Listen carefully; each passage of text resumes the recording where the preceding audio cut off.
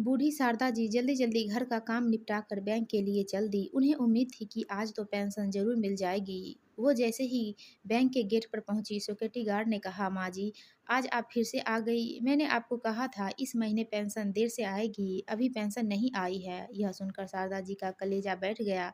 शारदा जी ने कहा, बेटा, 2 महीनों होने को आए, घर में खाने के लिए एक दाना नहीं है। अगर अब भी पेंशन न मिला तो मैं जिंदा नहीं रहूंगी। बेटा, एक बार मैनेजर से मिल लेने दे। बूढ़ी शारदा जी पर तरस खाकर उसने उन्हें अंदर जाने दिया। अंदर जाकर उन्होंने मैनेजर के केबिन की तरफ झांका।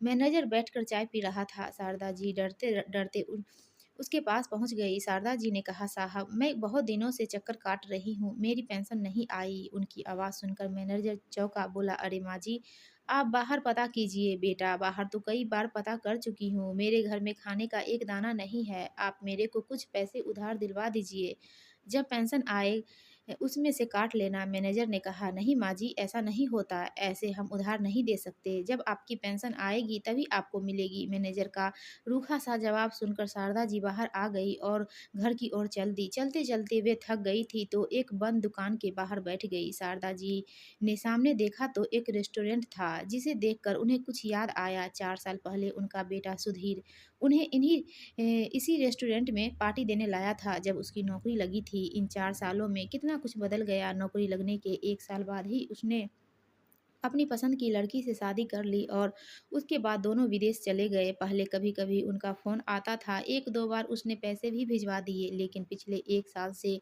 उसने शारदा जी की कोई खबर नहीं ली। शारदा जी की आँखों से टप-टप आँसू बह रहे थे। उन्हें लग रहा था, काश मरने से पहले एक बार सुधीर को देख पाती। यही सोचकर वे बहुत देर तक रेस्टोरेंट को देखती रही, जैसे अभी उनका बेटा आएगा और उन्हें वहाँ ले जाएगा। इसी उम्मीद में बैठी रही।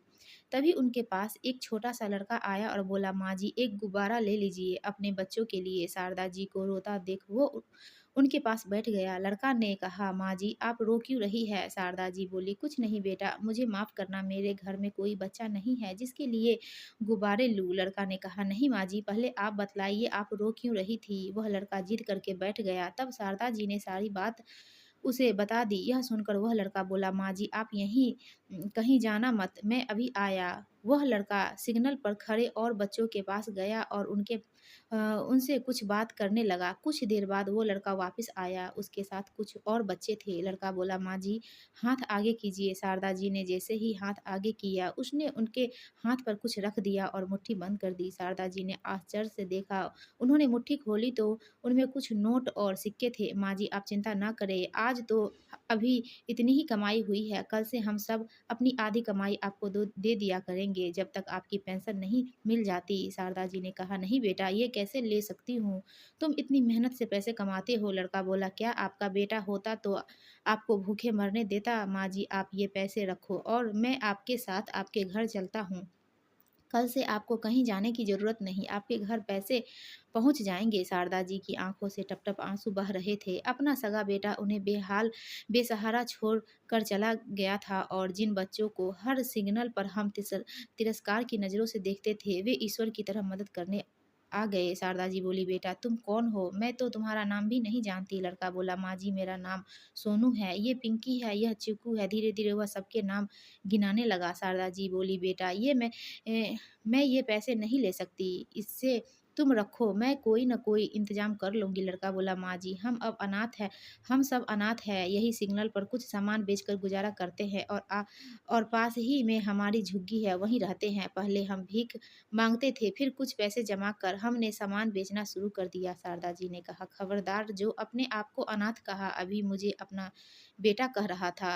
तुम सब अनाथ नहीं हो, तुम सब मेरे घर चलो, आज से वहीं रहना। वैसे भी मैं अकेली रहती हूँ। सोनू बोला, नहीं माँ जी, हम इस लायक नहीं जो आपके घर में रहे, हमारे जैसे लोग तो यहीं झुग्गी में रहते हैं। शारदा जी बोली, बेटा, तुम सब उन लोगों से बहुत ज़्यादा अमीर हो जो बड़े-बड़े आलीशान मकानों में रहते हैं। जो दौलत तुम्हारे पास है वो इन सब के पास कहाँ? शारदा जी उन सब बच्चों को अपने घर ले आई। उस लड़का ने और उनके साथ बच्चे बाहर से खाने-पीने का सामान ले आए। शारदा जी ने खाना बनाया।